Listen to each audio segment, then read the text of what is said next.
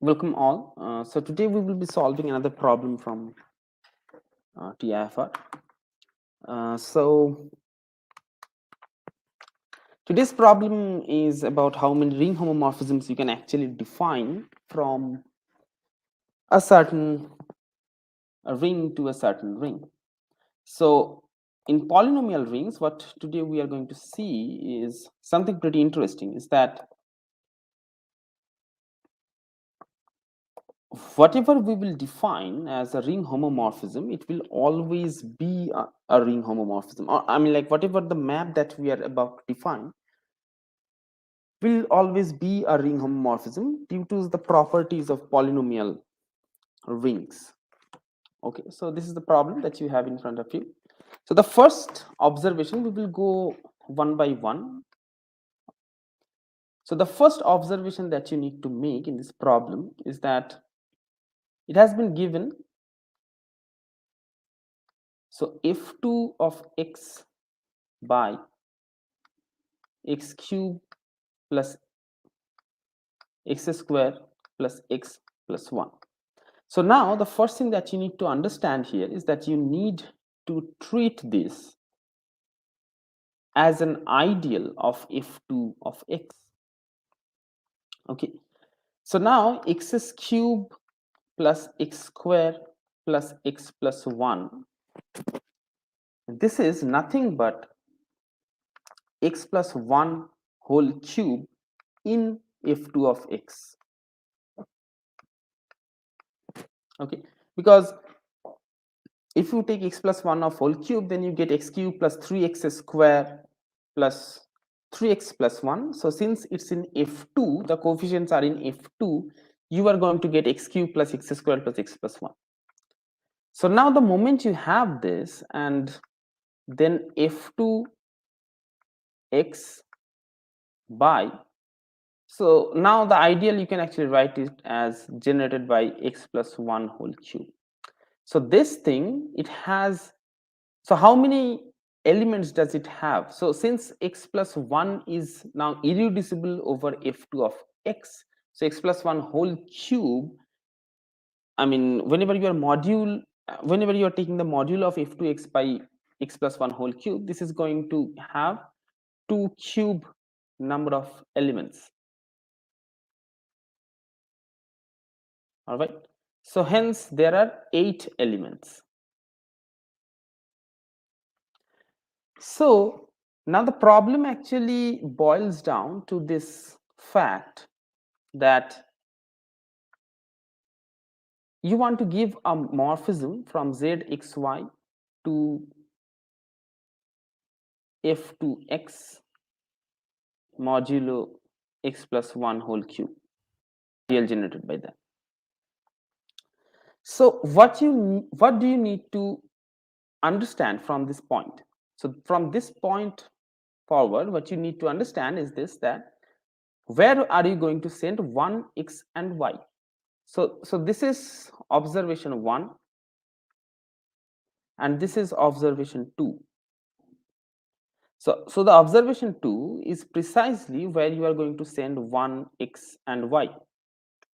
So wherever you send these three things, it will become a ring homomorphism, because zxy is nothing but the linear combinations of 1, x and y, right? Because if you pick any element, so if you pick any f of x comma y, so then this is nothing but linear combination. So the basis set is practically 1, x, y. Okay, so this is what we actually call as the basis set. So fxy is practically generated by these elements. So whenever you are trying to define an homomorphism, then what you're actually trying to do here is that you are trying to establish the fact that where these generators are going to get mapped. Now 1 has to map to 1, so that is there. So 1 maps to 1. So now, so this is common in every ring homomorphism. So every ring homomorphism of this polynomial rings, okay, morphisms. So apart from the 0.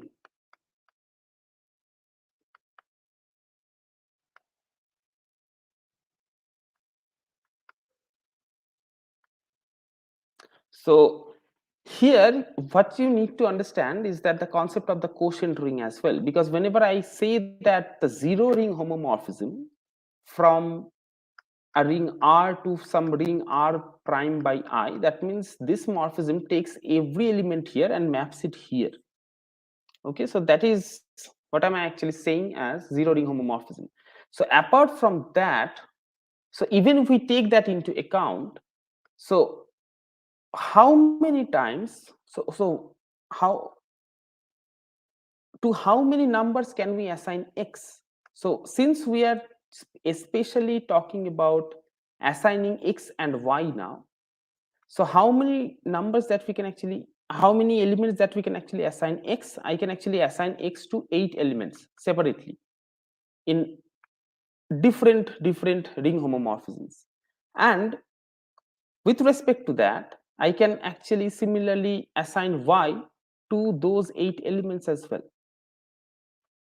Okay, so now since it is both x and y we have to map alongside 1 to 1, so then how many ring homomorphisms that we are going to get? Since it is x and y, so we are going to get 8 into 8, 64 ring homomorphisms.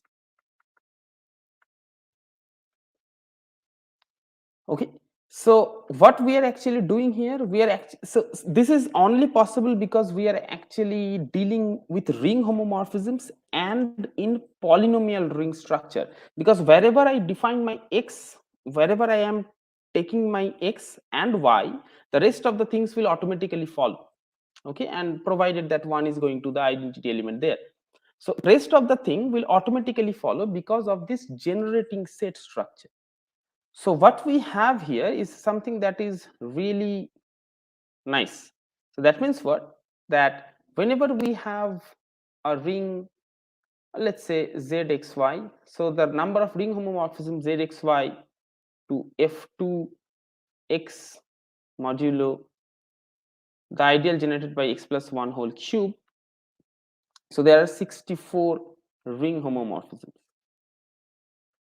Okay, so so if so whenever you see that, now the remark, so whenever you see a polynomial ring like this with an integral domain attached like here, where you are not concerned about the what can I say, you're not concerned about the non-zero divisors, so, you're not concerned about the zero divisors or the torsion part and stuff like that. Whenever you do not have this, so then the remark is to find out the number of ring homomorphism from any such ring. So from any polynomial ring, let's say R xy, where I have integral domain and you are not thinking about this. So let's say R of x comma y to some R prime, or if or in this setup z of x comma y to some R prime. So the number of elements that you have here, the number of elements that you have here, it will be squared. The number of ring homomorphisms that you are defining will be the square of the number of elements your codomain ring has. So this is, now I started telling that whenever we have this PID, UFD, all this structure, but it's not like that. So it is whenever like we are defining anything over polynomial rings, it actually suffices. So the reason behind that is that of two variable is that apart from one, you are actually assigning x and y. So suppose if it was zx comma y comma z, so then each of those three things you can assign it to 8 different elements. So then it would have been 8 into 8 into 8. So that's what I'm actually trying to make here as a remark. Okay, so x8 y8, so if it happened x y z, then this would have been 8, this had been 8, this would have been 8.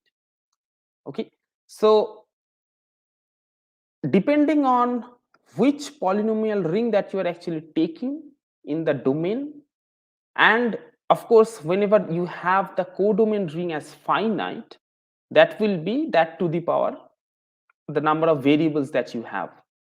Okay, so that is there. So number of ring homomorphisms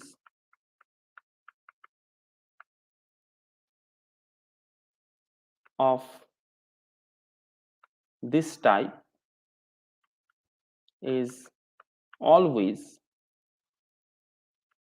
cardinality of R prime whenever it is finite to the power number of variables. Okay, so that means whenever you are actually defining it over R x y, whatever the ring is, then x y, then it is cardinality of this square. So if it's R x y z, then it is cardinality of this cube and stuff like that. So since it is 64 problems status, so 64 is 2 to the power 6. So yeah, so this is 2 to the power 6 given here. So this will be the answer. Okay, so the what is one thing that you should remember here, that whenever you are actually defining this will be, so let me call this as R prime. So this will be R prime to the power number of variables. Okay, so here the number of variables is 2 because the variables are x and y only. Hence, first we computed how many elements does it have. We saw it was 8, and then lastly we concluded that it was 8 square, that is 64. Okay, thank you for joining. We will meet with another problem next time.